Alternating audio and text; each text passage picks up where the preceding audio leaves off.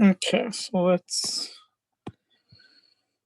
see here. So our discussion here is about interest rates of various kinds, and although it is the next chapter, and that's part of the reason why we're doing this, it's also in the Wall Street Journal.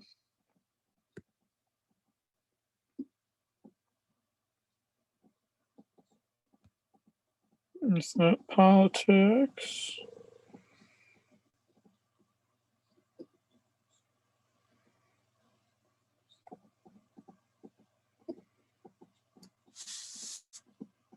So the general idea, right, is that interest rates reflect the risk that is being taken on by the lender, and it turns out that we've got quite a bit of a bubble going on right now in the bond market. Where we're seeing that, how we're seeing that is companies that are incredibly bad, and by incredibly bad meaning that their debt is not investment grade. Investment grade would be anything, basically anything um, below the B's. Well, even C's, I guess, count as investment grade, but they're pretty bad investment grade um, bonds. Um, if we look at those bonds, the riskier of the investment grade bonds, it's growing dramatically. And if we start looking at below investment grade, it's even growing even more so. So the nice term that Wall Street has for this is high yield. So if you see the word high yield, think bad debt. If we look at this chart right here, we can see that corporations issuing triple C rated bonds or lower, that would mean not as likely to be paying it back, has reached pretty high amounts. As high as when we saw the crisis in 2008, before that, and curiously enough, in 2014, when we narrowly averted having a recession. And what we're seeing here is that companies that probably should have gone bankrupt during the COVID crisis have been able to access the bond markets and continue to do what they've done. What this article outlines, which you can read it on your own, but what it highlights is that the bond market is basically sustaining this market, these incredibly weak companies to keep persisting. And the way that we know that they're not very good companies. Okay, let's go back to sharing.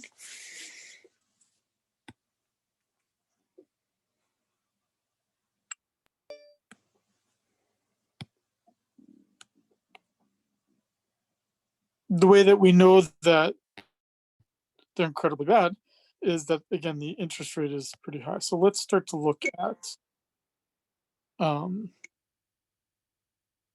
let's look at this.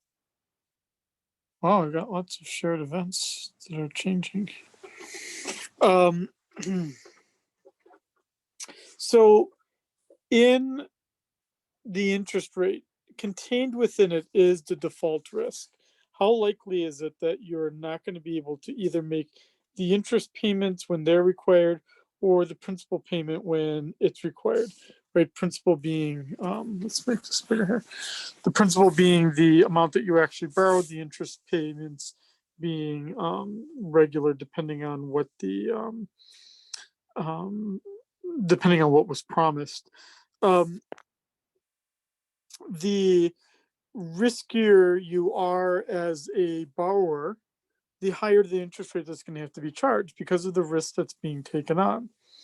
Right. So, for instance, in the housing market, which is pretty well established lending market, Among the lowest interest rates are, for instance, for VA loans, right? The Veterans Administration loans. Because if the person, right, who is in the military, if they don't pay back the debt, the Veterans Administration will swing in and pay it off, right? And then, I guess, own that house. So those interest rates are incredibly low because the VA backs those loans. Then next in line are individuals that have what's called a conforming loan. A conforming loan means that the bank doesn't have to hold on to the loan; they can immediately sell it to the government in the form of Fannie Mae and Freddie Mac. Those are the GSEs, the government sponsored entities that were part of the mortgage crisis back in 2008, 2009. But what that does is that Banco can write you a loan, I think for up to 750,000 some dollars in Hawaii, and they can give you that loan, and they can immediately sell that loan to the government, get back all 750K so they can lend out more, and now the government's the one that owns that loan. Those interest rates are not as cheap as the VA loans, but they're still pretty cheap. Then there's myself, right? So I borrowed money not too long ago to borrow for a house. Um, I, the amount of the house was what's considered a non-conforming amount, meaning it was more than the what Fannie Mae and Freddie Mac buy back. So there's the problem, right? Let's say it was a $1 million house. If it's a $1 million house and Central Pacific was the one that lent me the money, if I default, Central Pacific is now the owner of that house. That's a little bit riskier, right? And so the interest rate for my kind of loan, called a jumbo loan, is going to be a little bit higher. Then you've got, right, if we think about other kinds of things like where's default risks perhaps the highest? Default risk can be the highest in credit card loans because it's called unsecured debt, right? There's nothing, if you don't pay your credit card bill, nothing gets repossessed. It's just, right, you've got a bad mark on your credit report. Whereas a car loan is cheaper because it's a secured loan. And as a secured loan, if you default, they get to own the car again. What this does, and so there's a benefit to this.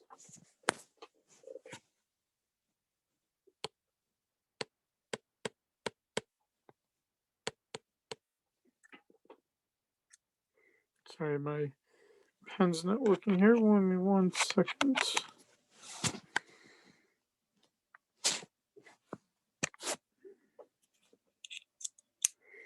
There's a benefit to this.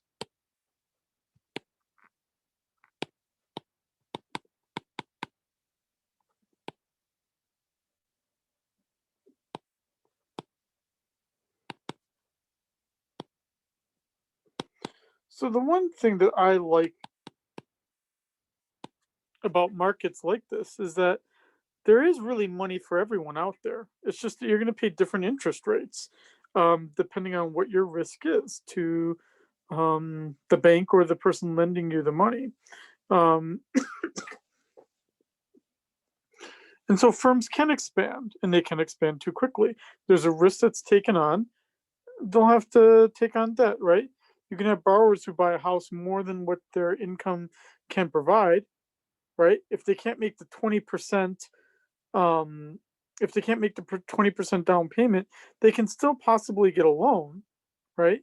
It's just that the interest rate's going to be higher if they can't meet the 20%.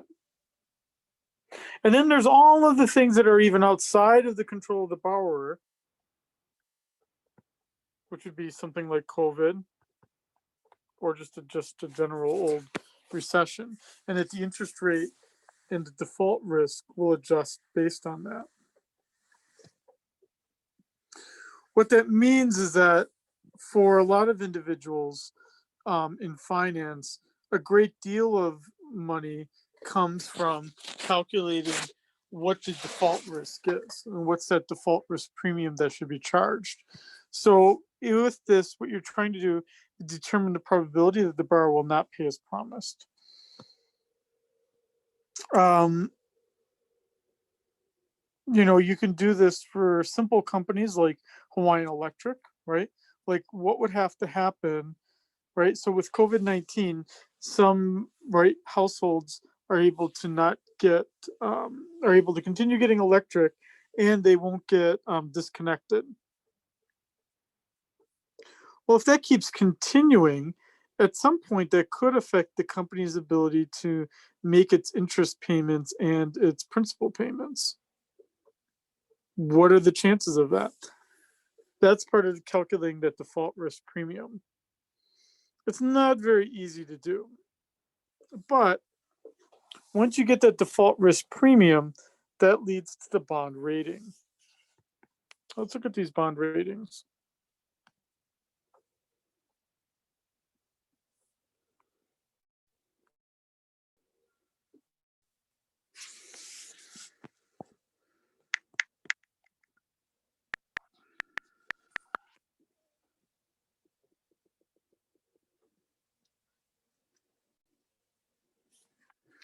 So I'm just trying to get here. Okay. So this is a pretty good way of understanding. Let's just focus on long-term debt here. After you take into account this risk rate premium, then you start to look at what is investment grade debt. AAA is the highest rated debt. Incredibly minimal credit risk that's out there. The US enjoyed this credit rating for quite some time. Right now, the government does not anymore have the AAA rating. I'm just trying to look here for a list of who still has a AAA rating here. Australia, Canada, Denmark, Finland, Germany, Netherlands, Norway. 8 countries, sorry. 11 countries. Australia, Canada, Denmark, Finland, Germany, Luxembourg, Netherlands, Norway, Sweden, Singapore, and Switzerland. And the US does not have this rating anymore. That changed in 2011. Right now from Moody's, sorry, I'm just trying to get the what rating it has right now.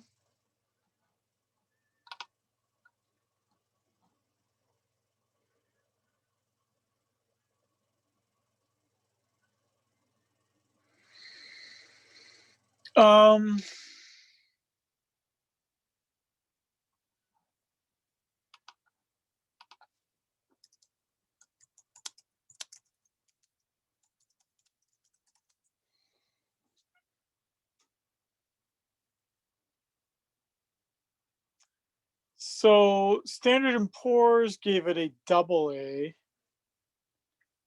rating. So that would mean it's still high grade. I'm seeing some different stuff more recently. Sorry, give me 1 second here.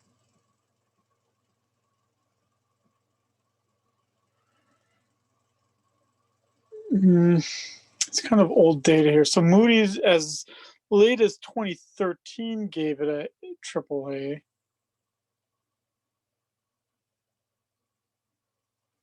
With a stable outlook, meaning how it would change over time. Well, Moody's might still. Okay, well, Standard & Poor's does not have it at AAA anymore. So there's Moody's, there's Standard & Poor's, there's Fitch. So these are all the agencies that go out there and start to calculate what their credit risk is.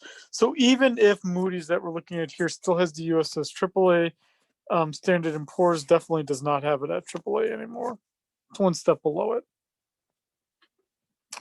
The countries that I listed for you there, the 10 countries, have the AAA rating, the highest rating from all of the credit agencies. What we know from the credit agencies, though, if you ever saw that movie, what's that one? The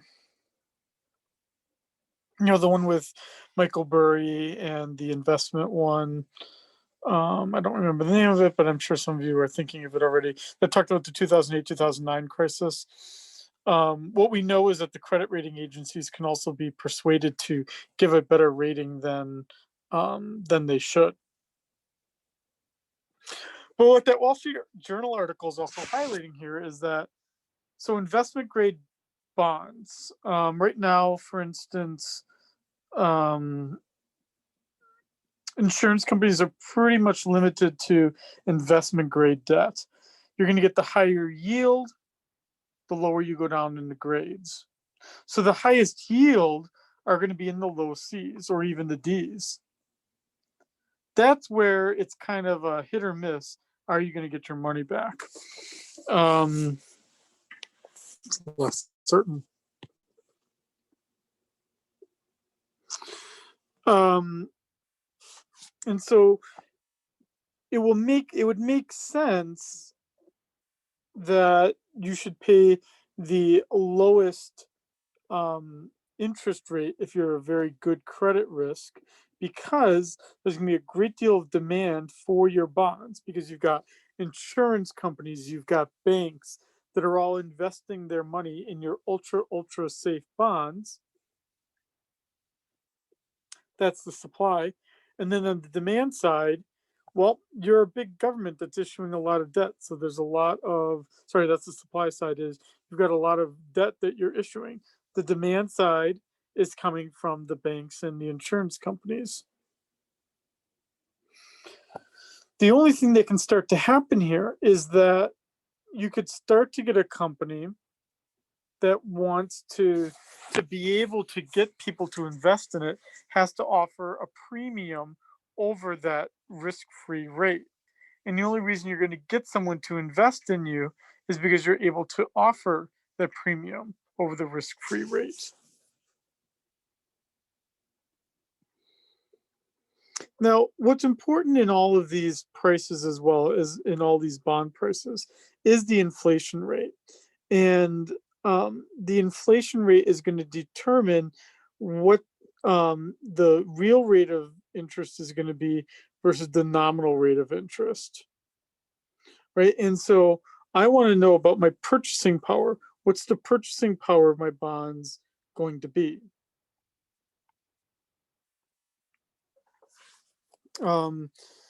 Which would mean that the real interest rate, this is called the Fisher equation here, that the real interest rate is going to equal my nominal interest rate minus the inflation rate.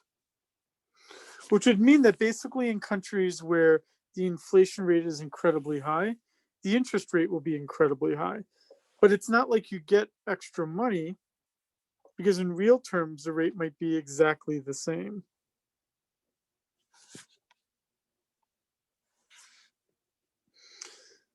The other thing to think about when you're thinking of these interest rates is that you need to think about whether you're looking at something ex post or ex ante. Meaning, am I expecting the inflation rate, or do I already know what the inflation rate is? And there's where part of the fun of bond investing comes in, or some of the scariness of bond investing comes in. Because what you're looking at here is you're looking at,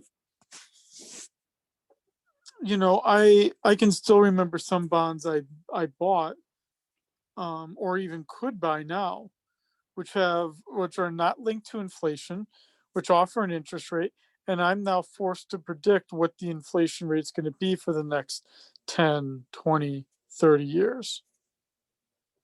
Or even in my case, and I'll be open about it, the interest rate I am paying right now for my house is 2.875%. And if you were to ask me, what do I think about that rate that I was offered for a 30-year bond or a 30-year mortgage, I would say that was an incredibly dumb decision by Central Pacific Bank. So here's what I know. Central Pacific Bank is going to be probably able to provide most of its funding of bonds from its deposit holders. So that would mean that it's paying what? 0.1% interest on deposits. I don't know, I'm just kind of making up that number. So 2.875 is what they're going to be getting. We have to subtract out that 0.1. So now they've got 2.775% a year. This is what's called the net interest margin, or NIM, for a typical bank. Now, I look at that and I say to myself, I think that the inflation rate is generally going to be between 1.5% and 2.5%. My gosh, that's almost all of this 2.775, meaning that the margins are incredibly low on that mortgage, right? Because this is my nominal rate. And what I'm saying is that in real terms, this is pretty low. Now, what if one of us gets it wrong, right? Central Pacific didn't write the loan thinking that the inflation rate could be up to 2.5%, because then the rates are very low.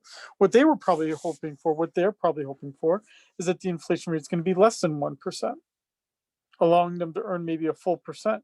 Not a lot of money, but still something more than it just sitting around.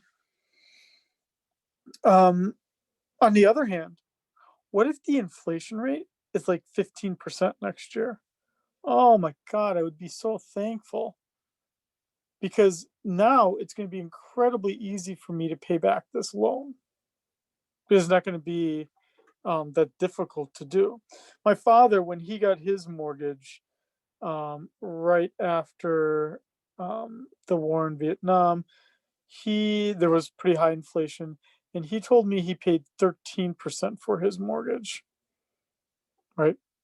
And he got a VA loan and it was 13%.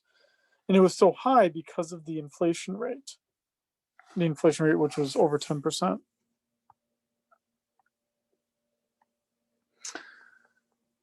Now, what we also need to look at here as well, when we're looking at this here, is we need to think about, in terms of these rates, we could incorporate those bond payments, the interest that you're earning. It's going to be subject to taxes. So you'll see then, if you wanted to buy bonds, you can also buy for a cheaper interest rate, you can buy bonds that are tax-free, meaning that they're not subject to income taxes. That's more useful for those who are in a higher tax bracket. They really look for those tax-free bonds. Whereas a poor person, if they're buying a bond, they're not going to care if it's tax-free because their interest rate already is pretty low.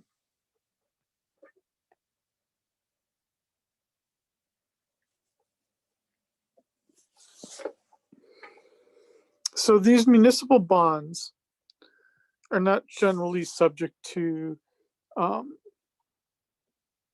federal income taxes. Municipal bonds are basically anything that's issued by the state government or the local government, like Board of Water Supply, the airports,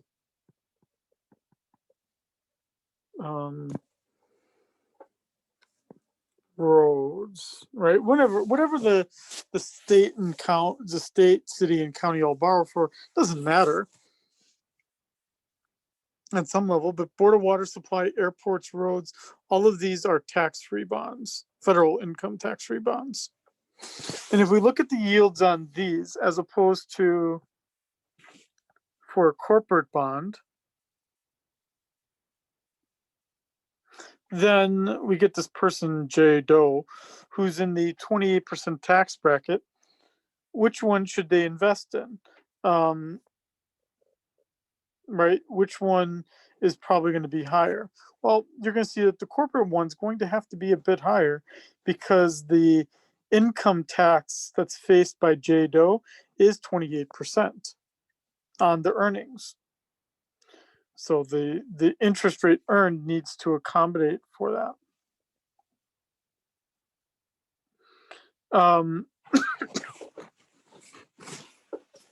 Generally speaking, we need to also then look at what does the yield curve look like. And so if we look at what this yield curve looks like, let's draw this out here.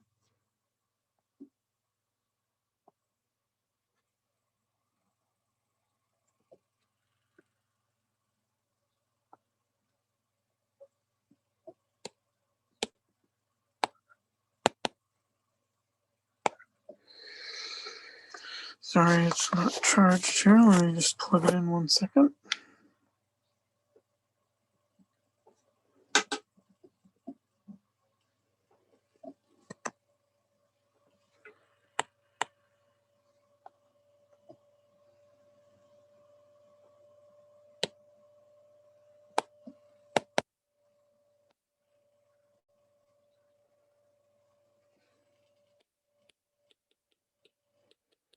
So if we look at its maturity on the x-axis and we look at the percent yield on the y-axis, that generally speaking,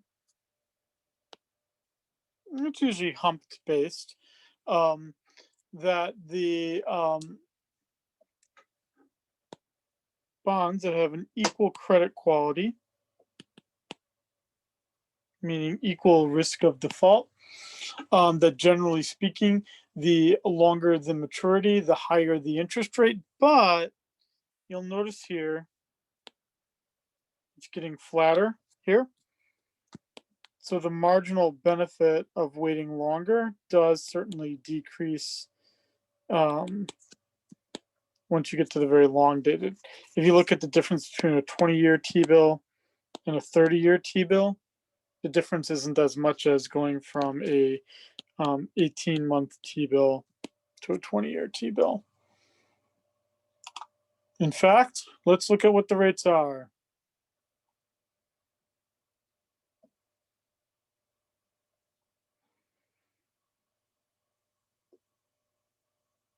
For a 1-year bond as of today,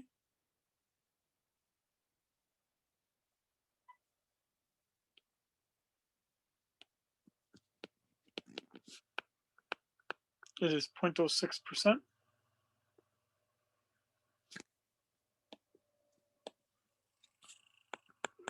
It's 1.83 for a 20-year.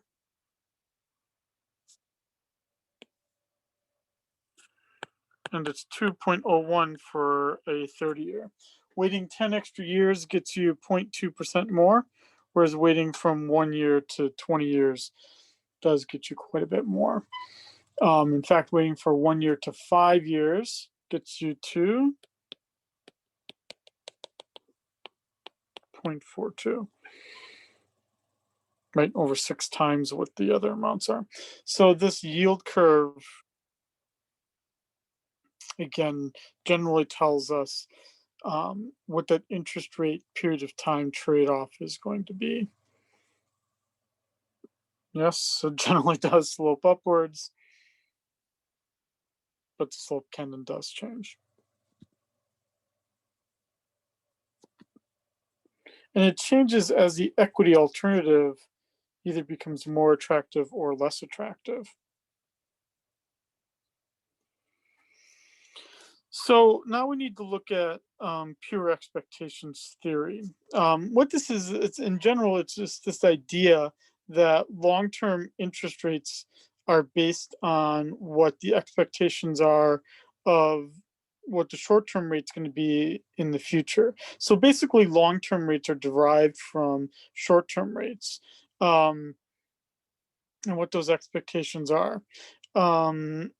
Meaning, if you know some of the short-term rates now, you can solve for the long-term rates using that yield curve.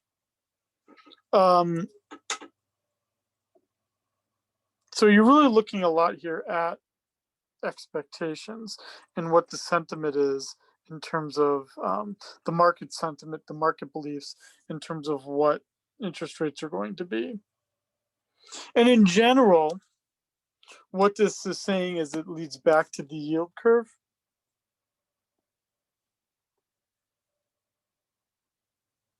Is that the short-term rates are going to be lower today.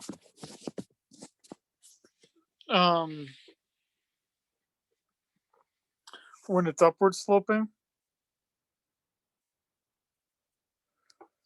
because the rates are going to have to increase to either account for some inflation.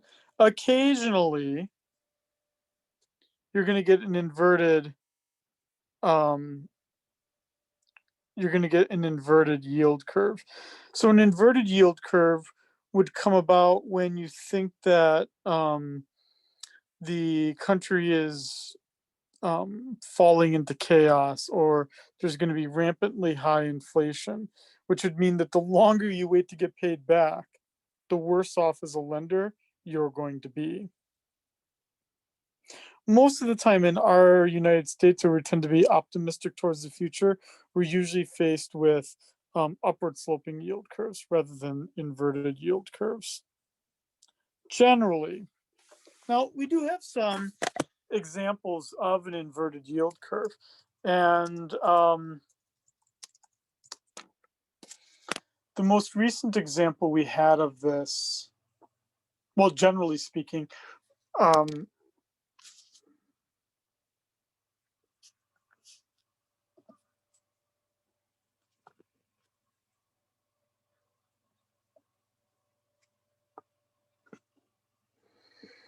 sorry, this thing does not, let me plug this in 1 second.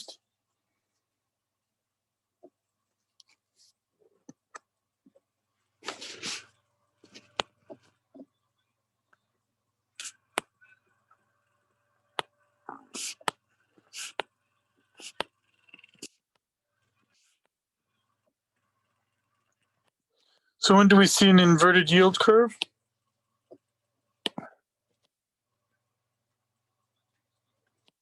You actually tend to see it right before a recession occurs, which would make sense, right? Because in an inverted yield curve,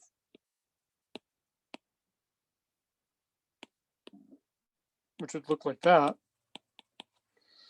in an inverted yield curve, you're basically saying that the longer you wait, the worse off the economy is going to be becoming. The last time we really saw this was actually right before COVID happened.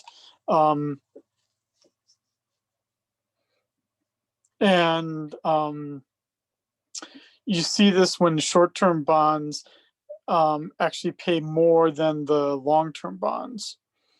Trying to look here at the data here. Last August of 2019,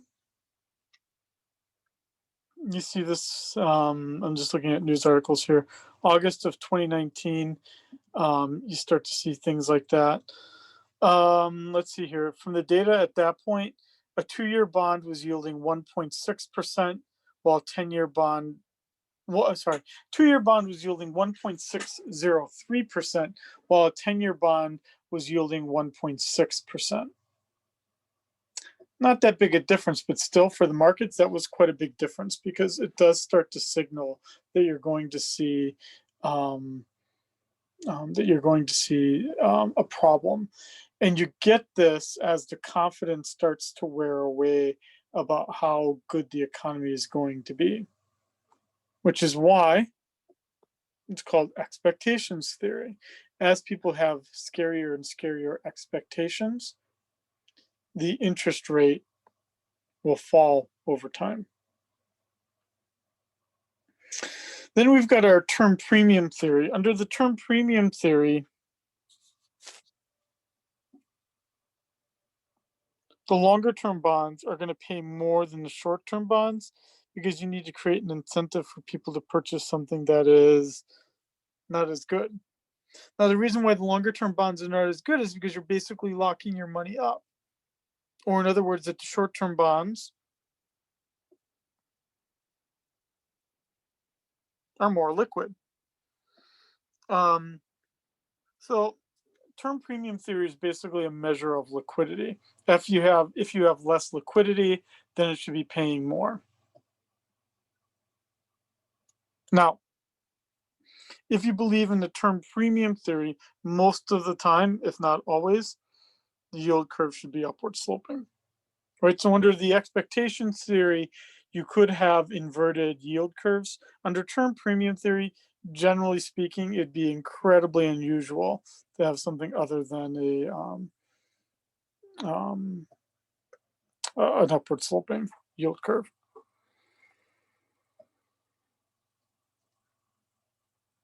And then we have the segmented market theory. Under the segmented market theory, you basically have two different markets, short-term bonds and long-term bonds.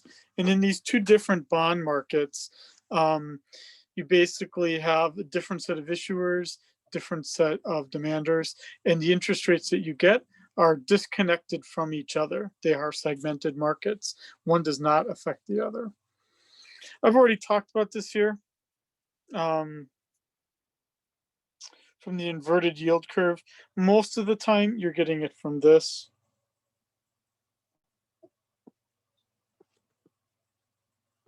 It's from the expectation theory. It's really difficult to get it from the segmented theory, but in the segmented theory, you could say that basically right before a recession is going to happen, you could have a contractionary monetary policy, meaning you're reducing the money supply and raising the interest rates. And what that can do is in some markets that can increase, if it increases the interest rate, that can create your inversion.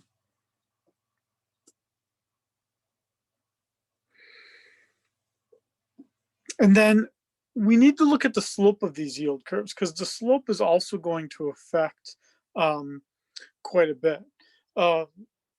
So under pure expectations theory, if we have a steep yield curve, then that means that the interest rate in the short run is going to be higher in the future. So, right, we're saying like something like that as opposed to something like that.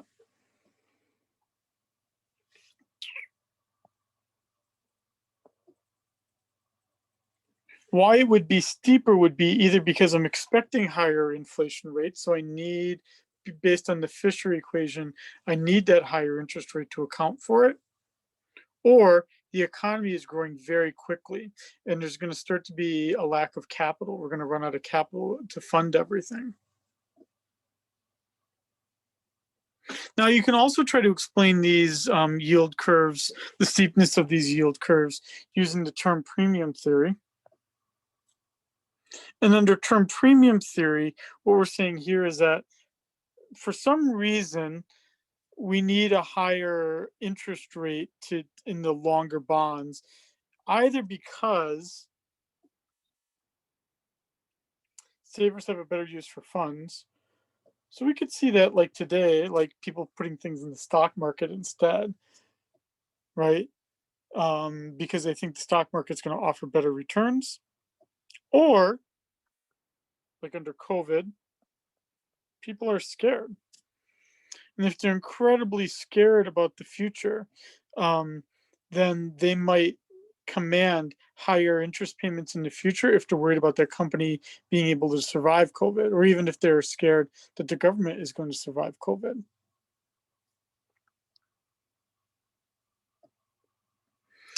Now, under the segmented theory as well, what you could see is that the yield curve could become steeper, right? So here's our first, second, third.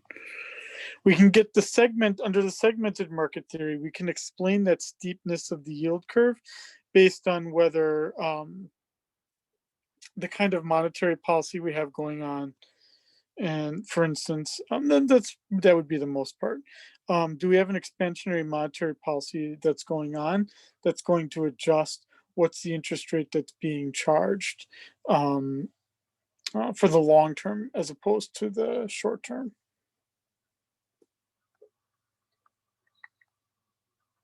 Now, in this last slide of the discussion, what you really don't like seeing quite a bit is you don't like seeing a flat yield curve. Flat yield curves are basically when this kind of says here, even in the term premium theory, is that there is no premium over the period of time. That's a pretty scary thing, because then we fail to take into account the differing risks of default. Or, under the pure expectations theory, we think the short run is going to be just like the long run. Well, that just seems complacent and also seems scary, because it seems like there's a lot of uncertainty in that kind of market.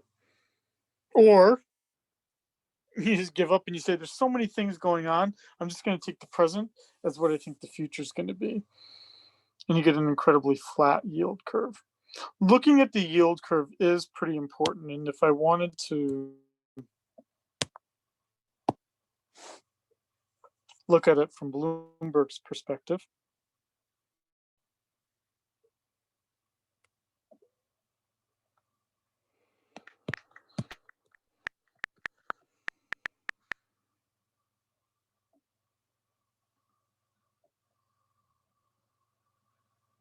I'm going to look at this from the using the US Treasuries.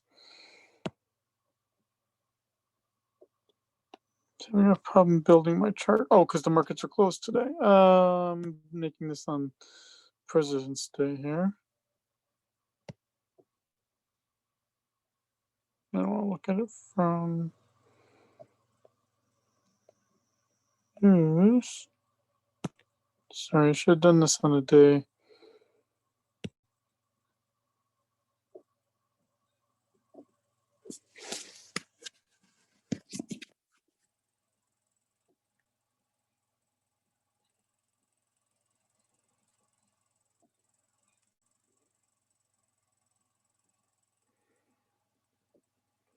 Give me 1 second here.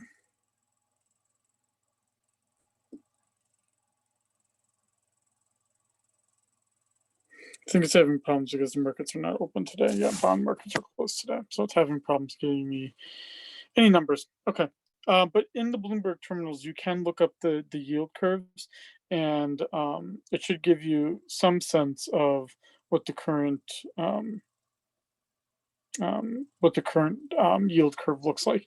And it also should highlight for you why, as an investor or even someone who's somewhat involved in the markets, why the yield curve should matter that much to you. And that's really what I hope your big takeaway is from this chapter. Yield curves are important.